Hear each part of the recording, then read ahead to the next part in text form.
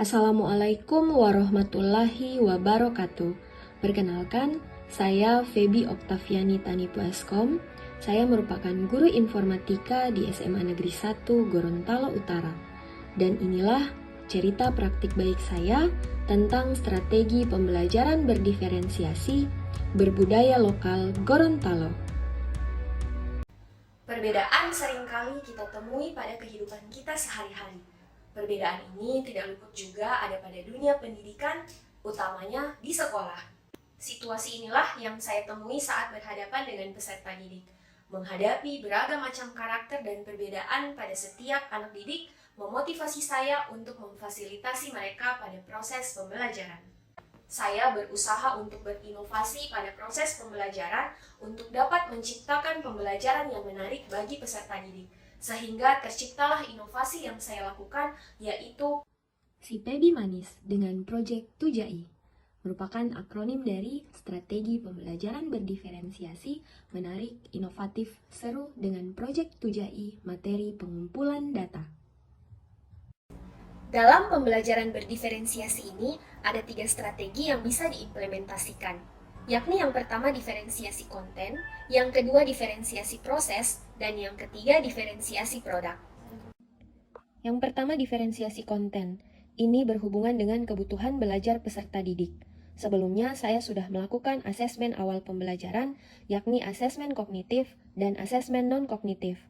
Asesmen kognitif sendiri bertujuan untuk mendiagnosis kemampuan dasar peserta didik pada topik sebuah mata pelajaran. Hasil dari asesmen ini saya dapatkan pada penilaian harian di pertemuan sebelumnya. Sedangkan asesmen non-kognitif bertujuan untuk mengetahui kesiapan peserta didik dalam menghadapi proses pembelajaran. Hasil dari asesmen non-kognitif sebelumnya sudah dilakukan di awal tahun ajaran baru dan bersama-sama didiskusikan dengan guru pembimbing konseling. Sehingga saya mendapatkan 3 gaya belajar peserta didik, yakni gaya belajar visual, auditori, dan kinestetik. Untuk kemampuan dari setiap peserta didik, saya membagi rata di setiap kelompok agar mereka dapat menerima dan menghargai perbedaan yang ada di kelas mereka. Akan tetapi dalam prosesnya dapat berubah sesuai dengan perkembangan dari peserta didik itu sendiri. Tantangan yang saya hadapi adalah tentu saja menyediakan sumber atau media belajar yang dapat memenuhi kebutuhan dari peserta didik. Sehingga saya mempersiapkan media belajar yang relevan bagi peserta didik dalam bentuk Google Site. Ini saya lakukan untuk mempermudah akses informasi bersama peserta didik saat proses pembelajaran dan di luar proses pembelajaran. Assalamualaikum warahmatullahi wabarakatuh.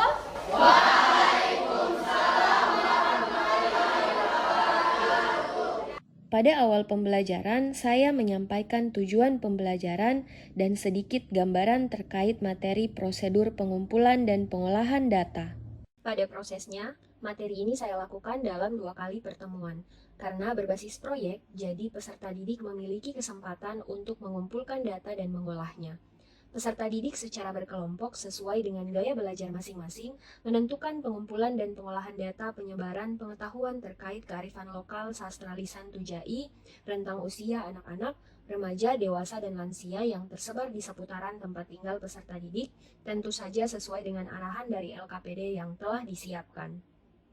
Pada pertemuan awal, peserta didik perlu memahami dulu tentang bagaimana prosedur mengumpulkan data yang baik dan benar. Bagi peserta didik dengan gaya belajar visual, dapat membaca informasi dari buku digital pada site yang sudah disediakan, atau bisa mencari referensi lainnya pada artikel resmi yang linknya telah disematkan, dan menonton video dari YouTube. Dan bagi peserta didik dengan gaya belajar auditori, dapat mendengarkan materi podcast melalui kanal YouTube yang telah disematkan. Untuk peserta didik yang memiliki gaya belajar kinestetik, berkomunikasi aktif dengan guru atau narasumber dengan menggunakan metode wawancara langsung merupakan alternatif pilihan. Untuk mendapatkan data terkait pengetahuan tentang sastra lisan Tujai, peserta didik sesuai dengan kelompok masing-masing turun langsung ke lapangan untuk mewawancarai masyarakat dari rentang usia anak-anak, remaja, dan dewasa, sehingga diperoleh data yang dibutuhkan untuk nantinya diolah oleh peserta didik bersama kelompok masing-masing. Pada pertemuan selanjutnya, peserta didik masih secara berkelompok mengolah data yang sudah dikumpulkan secara bersama-sama. Pengolahan data dilakukan secara digital agar peserta didik terbiasa untuk menggunakan teknologi pada proses pembelajaran. Peserta didik di sini memanfaatkan aplikasi pengolah data Google Spreadsheet dan untuk presentasinya menggunakan Canva for Education. Presentasi data yang ditampilkan oleh peserta didik memiliki keberagaman masing-masing. Data tersebut oleh peserta didik dipresentasikan secara beragam, seperti data dalam bentuk tabel, data dalam bentuk grafik, dan data dalam bentuk diagram lingkaran. Tak lupa pula saya melakukan penilaian formatif pada saat proses pembelajaran berlangsung. Pada proses pembelajaran kali ini, yang menarik adalah adanya keterkaitan materi dan unsur kearifan lokal yang didapatkan oleh peserta didik. Hal ini tentu saja terintegrasi dengan tema proyek penguatan profil pelajar Pancasila di sekolah saya. Ini juga dapat membantu pengetahuan terkait sastra lisan Tujai yang sudah mulai hilang pada kalangan masyarakat yang terkikis oleh perkembangan zaman. Serta peserta didik dapat belajar bagaimana cara mengumpulkan data sampai dengan mengolah data yang baik dan benar. Pada kegiatan penutup, peserta didik dan saya menarik kesimpulan secara bersama serta memberikan penguatan serta apresiasi bagi peserta didik karena telah menyelesaikan proses pembelajaran dengan baik. Tak lupa pula saya menyampaikan terkait materi untuk pertemuan selanjutnya. Dan yang tidak kalah penting, kami melakukan refleksi untuk memperbaiki proses pembelajaran ke depannya, serta menutup rangkaian proses pembelajaran dengan berdoa. Assalamualaikum warahmatullahi wabarakatuh. Nama saya Wina Rahim. Saya kelas 10-12 di SMA Negeri 1 Gorontalo Utara. Dengan belajar informatika materi pengumpulan data, saya menjadi lebih paham bagaimana cara mengumpulkan data dengan benar. Apalagi data yang kami kumpulkan terkait bahasa lisan khas Gorontalo, sehingga kami pun bisa lebih memahami terkait kebudayaan daerah kami lewat materi ini. Bapak Ibu yang ada di seluruh Indonesia, praktik baik yang saya lakukan ini bisa diterapkan pada proses pembelajaran Bapak Ibu. Akan tetapi yang perlu diperhatikan adalah apakah praktik baik ini dapat memenuhi tujuan pembelajaran dari materi yang akan Bapak Ibu ajarkan.